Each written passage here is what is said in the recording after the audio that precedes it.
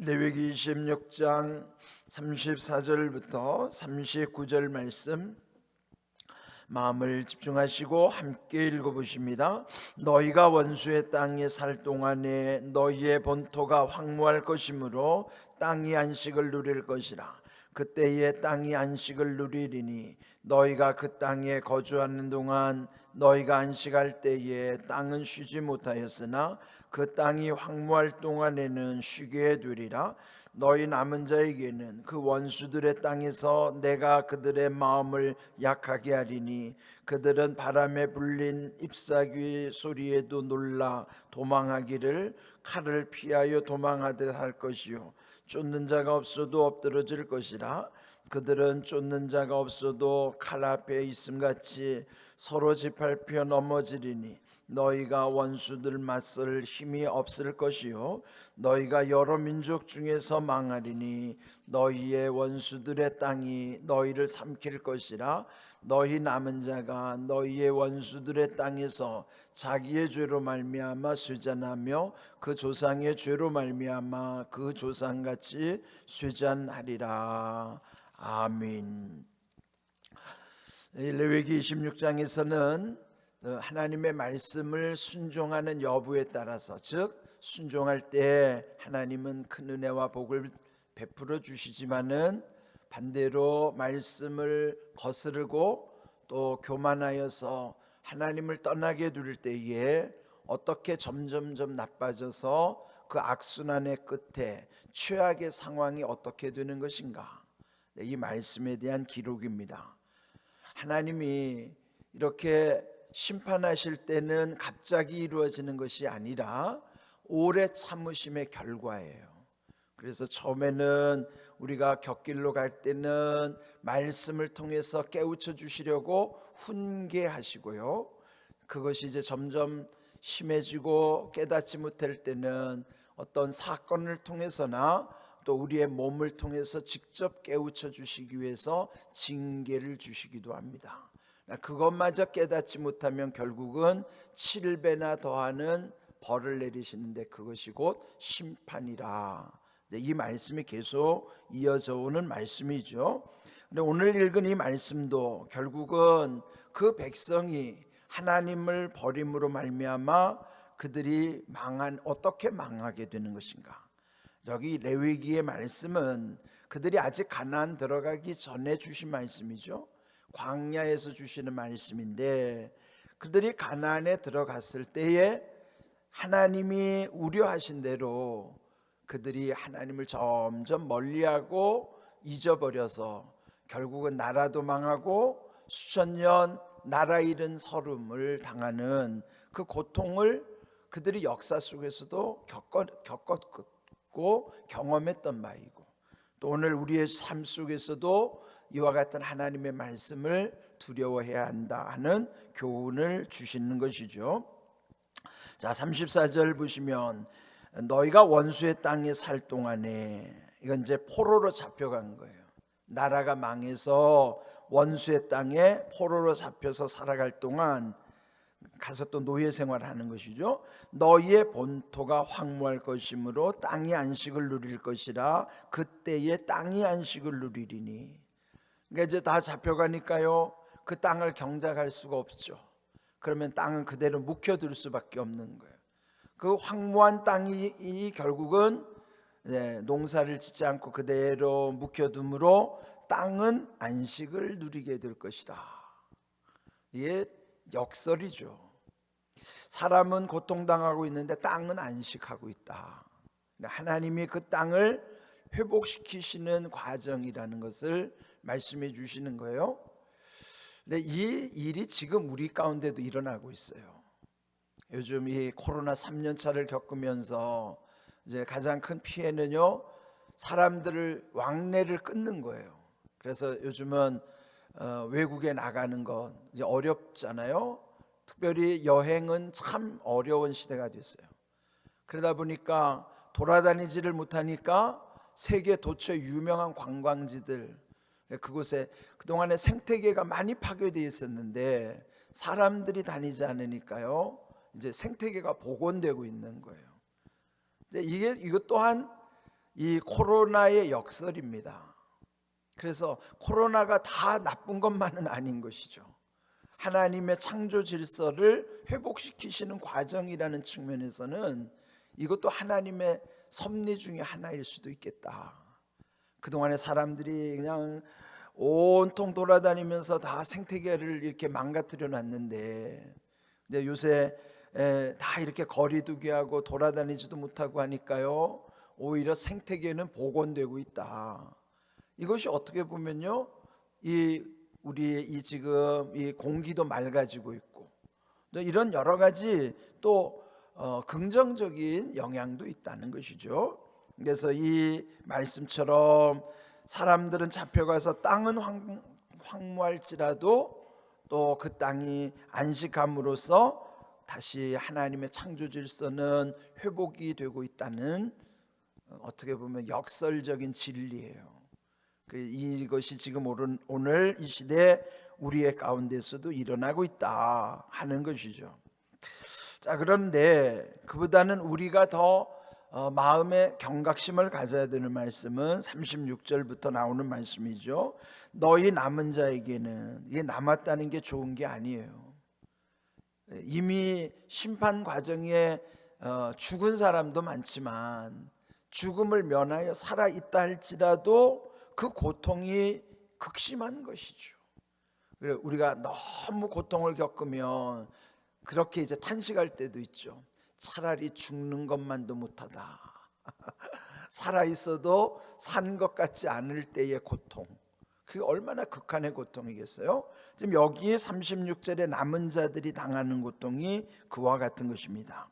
그들을 원수의 땅에서 하나님은 그들의 마음을 약하게 한다시는 거예요. 마음이 하나님을 떠나면 먼저 나타나는 게 뭐냐면요, 마음에서부터 불안해지는 거예요.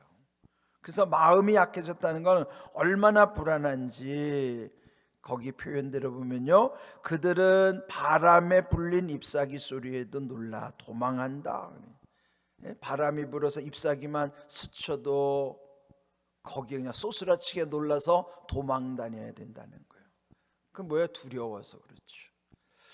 여러분은 혹시 그런 경험 없습니까? 밤에 혼자 다니다 보면 밖에 깜깜하고요, 바람만 불어도 뭐가 귀신이 나타날 것 같고, 이렇게 잎사귀만 스치는 소리가 들려도 뭔가 사람이 와서 나를 해칠 것 같고, 사나운 짐승이 나타날 것 같고, 이런 두려움이 우리 속에 다 있어요. 그런데 하나님을 의지하는 믿음이 딱 분명하면 그 두려움은 다 떨칠 수가 있어요. 그러니까 여기서 우리에게 주시고자 하는 말씀은 하나님과의 관계에서의 우리의 마음의 그 마음에서 일어나는 그 감정의 변화들이에요. 하나님을 의지하면 담대하죠. 평안합니다.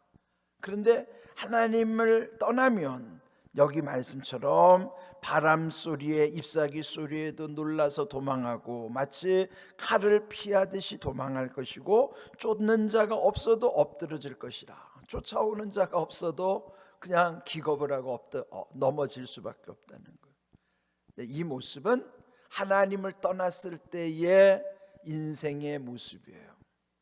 우리가 하나님을 믿는다는 게 얼마나 귀한 일인지 알 수 있죠. 그러니까 시편 46편 3절에도 보면요, 그 바다의 파도가 흉흉하게 일어날지라도 산이 요동칠지라도 나는 두려워하지 않겠나이다. 이 우리가 하나님을 믿는다고 하는 것이 얼마나 이 험한 세상 이 모든 두려움을 이기는 것인가. 하나님을 믿지 않으면요, 아무것도 아닌 일에도 불안해져요. 왜 세상 사람들이 그 이사를 다닐 때 왜 날을 받아야 되고, 집안에 무슨 대소사를 앞두고 날 받으러 다녀야 되고, 왜 그래요? 불안하니까 그런 거예요. 혹시라도 이 좋은 날 두고 뭐 혹시 무슨 재앙이나 임하지 않을까, 그런 두려움이 있으면 무슨 일을 하든지 자기 마음대로 결정을 못하는 거예요. 그래서 꼭 나를 받아서 해야 되고 손 없는 나를 찾아야 되고, 그게 우리 다 그렇게 나약한 존재라는 거예요. 하나님을 믿지 않은 사람들은 그렇게 살아요. 네? 그럴 수밖에 없는 것이 오늘 주신 말씀 속에 이렇게 무기력한 삶을 살아갈 수밖에 없다 하는 것이죠. 또 37절, 그들은 쫓는 자가 없어도 칼 앞에 있음같이 서로 짓밟혀 넘어지리니 너희가 원수들 맞설 힘이 없을 것이요. 결국 38절, 너희가 여러 민족 중에서 망하리니, 결론이 뭐예요? 망한다는 거예요. 그러면 하나님을 떠나는 사람의 결론은 뭐예요? 망하는 거예요. 망한다는 건 뭐 다시 일어날 수 없다는 것이죠. 그건 뭐예요? 구원자가 없다는 거예요. 그런데 우리는 망할 수 없는 까닭은 우리를 구원해 주시는 분이 있는 것이죠. 구원해 주신다는 것은 망할 수 없다는 의미예요.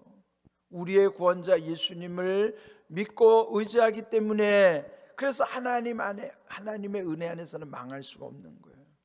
그런데 하나님을 떠나는 사람들은 결론이 망할 것이다, 망하리라. 예? 이 말씀이 우리가 두려워해야 되는 말씀이에요. 우리는 늘 그래서 주님의 은혜 안에 사는 것이 얼마나 크게 감사할 일인가, 예? 늘 기억해야죠. 또 그 다음에는 너희의 원수들의 땅에서 너희를 삼킬 것이라. 39절, 너희 남은 자가 너희의 원수들의 땅에서 자기의 죄로 말미암아 쇠잔하며 그 조상의 죄로 말미암아 그 조상과 같이 쇠잔하리라. 쇠잔한다는 것은 결국은 그렇게 망해 간다는 거예요. 그 원인이 어디 있는가? 자기 죄 때문이기도 하지만 조상의 죄 때문이기도 하다. 이게 무슨 말이에요? 자기의 죄와 조상의 죄는 뭐가 문제예요? 조상의 죄가 이어지니까 자기 죄까지 오는 거예요. 이게 죄가 계승되는 것이죠. 대물림되는 거예요. 답습하는 거예요. 그것은 뭐예요? 끊어내지 않았기 때문입니다. 끊어내지 않으면 계속 이어지고요, 더해지는 거예요. 조상의 죄에다가 플러스 나의 죄까지도 보태지면, 거기 끊어지지 않으면 또 밑으로 내려가면 더 과중해지는 거예요. 더 점점 무거워지는 거예요. 죄가 단순히 그 죄로 하나로 딱 멈추는 것이 아닙니다. 죄는 점점 늘어나는 거예요. 그래서 여기 지금 하나님이 말씀하시는 거예요. 왜 이렇게 됐느냐? 자기 죄 때문이기도 하지만 조상의 죄를 그 조상의 죄가 끊어지지 않고 계속 이어지기 때문인 것이에요. 여러분, 우리 안에는요, 나도 모르게 사실 조상적의 일은 우리는 모르잖아요. 조상과 나는 어떻게 보면은 그냥 운명의 끈으로 연결되기는 했지만 사실은 내 의지와는 상관이 없는 분들이었어요. 우리가 조상을 선택할 수가 없잖아요. 조상에 의해서 우리는 존재할 뿐이지 내가 조상을 선택한 게 아니에요. 그럼에도 불구하고 내가 선택하지 않았는데 그 조상의 영향력이 내 몸속에 들어와 있단 말이에요. 내 몸속에 들어와 있는 이 영향력은 내가 선택한 것이 아니에요. 물려받은 것이죠. 그러면 이게 대물림된 것 속에는 좋은 것도 있지만 안 좋은 것도 적지 않아요. 그건 나도 모릅니다. 내 속에 어떤 안 좋은 것이 조상적부터 유전되어 가지고 내 속에 지금 들어와 앉아 있는지 나도 몰라요. 언제 그게 꿈틀거려 갖고 또 나도 몰랐던 것이 언제 나타날지 그것도 몰라요. 잠재되어 있고 잠복해 있는 거는 자기도 모르는 거예요. 이것이 지금이 안 나타나 있는데 내가 언제 나타날지 그건 나도 몰라요. 아니 여러분, 병이라는 게 갑자기 생기지 않아요. 그것도 다 조상적부터 원인이 내 속에 들어와 있어가지고 어떤 분은 늦게 그게 나타나는 경우도 있어요. 그 병의 원인도 그러하듯이 영적인 흐름도 내 속에 숨어져 있는 것이 그게 언제 발현될지 나도 몰라요. 그래서 우리는요, 이거 끊어내야 되는데 끊어내는 거 내가 알지도 못하는 거, 그걸 어떻게 내가 끊어냅니까? 그걸 끊을 수 있는 건요, 우리가 예수님 안에 들어와서 예수님의 보혈의 능력으로만 내가 아는 죄 모르는 죄, 또 알고 지은 죄 모르고 지은 죄, 나의 죄뿐만 아니라 조상의 망령된 유전까지도 다 끊어낼 수 있는 거예요. 그 내 힘으로 할 수 없어요. 그래서 여기 하나님이 힌트를 주시는 것입니다. 너희가 망하는 원인은 너희의 죄 때문이기도 하지만 조상의 죄 때문이기도 너희가 망할 수 있다. 그러니까 우리 안에 그리스도의 보혈의 능력으로 끊어지지 않는 것은 내 속에 조상적으로부터 물려받은 망령된 유전이 내 속에 잠복해 있을 수도 있어요. 그래서 우리는 철저하게 그리스도 보혈의 능력 가운데서 내가 알지도 못하고 내가 선택하지도 않았던 조상의 망령된 유전까지도 보혈의 능력 가운데 다 청산되도록 해야 됩니다. 끊어질 수 있어야 된다는 거예요. 그래서 우리는 늘 하나님 앞에 그 보혈의 능력을 의지하면서 기도하는 거예요. 근데 내 안에 이런 숨은 죄라는 것은 내가 잊어버리고 있어서 그렇지, 내가 내 속에 있는 죄를 아직도 해결하지 못한 죄가 있을 수도 있습니다. 그래서 우리는 늘 하나님 앞에 회개의 영으로 살아간다고 하는 것은 우리가 모르고 지은 죄까지도 하나님께 다 이렇게 고하는 거예요. 그래서 오늘 이 주신 말씀, 그 망하는 원인을 결국 39절에 하나님이 말씀하신 이 말씀은 아직 이들이 가나안 들어가기 전인데 예방 차원에서 주신 말씀이에요. 그런데 결과적으로는 예방하지 못했어요. 하나님이 경고한 대로 그들은 망했어요. 망했다가 다시 회복됐죠. 그러면 우리는 그런 모든 하나님이 예방 차원에 주셨던 말씀과 그거를 잊어버리고 잃어버렸다가 망했던 그 민족의 교훈을 우리는 깊이 새겨야죠. 반면교사로 삼아야죠. 우리는 그런 우를 범하지 않아야 되죠. 그래서 이게 우리에게는 이 말씀의 교훈을 삼을 때 얼마나 귀한 일인가. 망하는 원인 두 가지를 기억하세요. 나의 죄 때문이기도 하지만 조상의 죄 때문이기도 하고, 이것이 끊어지지 않으면 그 다음에 다음 세대도요 희망이 없어요.